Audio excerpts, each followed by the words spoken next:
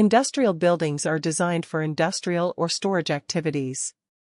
Unauthorized conversion into residential spaces poses serious safety risks due to potential hazardous materials and structural limitations.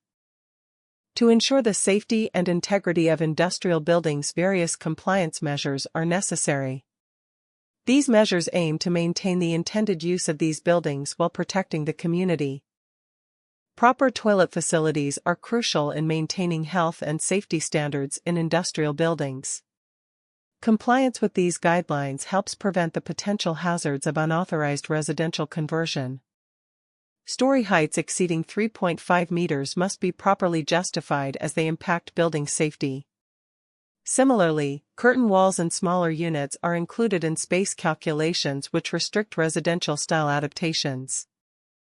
Upholding the integrity of industrial buildings is essential.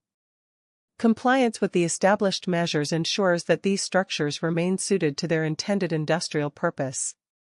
For further insights, please visit the Building Surveying Excellence Academy.